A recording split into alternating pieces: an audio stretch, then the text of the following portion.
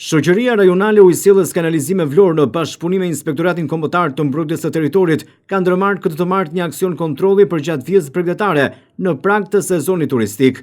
Qëllimi i këtij aksioni është evidentimi subjekteve që në kundërshtim me legjislacionin në fuqi derdhin ujëra të zeza në rrjetin e kanalizimeve të ujërave të bardha. Në krye të aksionit ishte vetë drejtori Ujësillës Kanalizime Rajoni Vlorë, Klevis Kaso, i shoqëruar nga drejtori i Inspektoratit Kombëtar të Mbrojtjes së Territorit, Elton Çastli.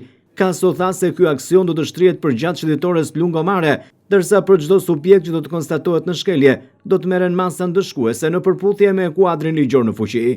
Në prag të nisjes të sezonit turistik, po dhe për një ndërgjegjësim një herë për gjithmonë, Shoqëria e Ujësisë Kanalizimeve Vlorë së bashku me Inspektoratin Kombëtar të Territorit, po dhe IMT-n e bashkisë, ka ndërmarrë një aksion për evidentimin, ndërgjegjësimin, por dhe ndëshkimin e të gjitha atyre personave, subjekteve që depozitojnë dhe derdhin ujërat e zeza në kanalet e ujërave të bardha.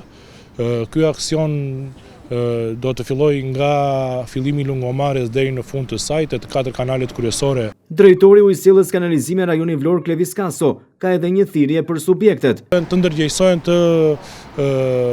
të bashkohen me këtë nisëm që drejtoria jonë së bashku me inspektoratet kombëtare të monitorimit të territorit kanë ndërmarrë dhe të gjithashtu të vinë në pranë drejtorisë për të kërkuar lidhjet, sepse në të gjitha këto kanale ku ne përmendëm ka rrjet kanalizimesh të ujërave të zeza dhe nuk ka përse të ndosim ambientin duke depozituar ujërat e zeza në kanalet e ujërave të bardha. Ky aksion vjen në funksion të garantimit të një mjedisi të pastër dhe të sigurt për qytetarët dhe pushuesit që do të frekuentojnë plazhet gjatë sezonit turistik. Shoqëria Rajonale Ujësillës Kanalizime Vlorë mbetet e angazhuar maksimalisht për të mbrojtur mjedisin dhe për të përmirësuar cilësinë e shërbimeve ndaj komunitetit.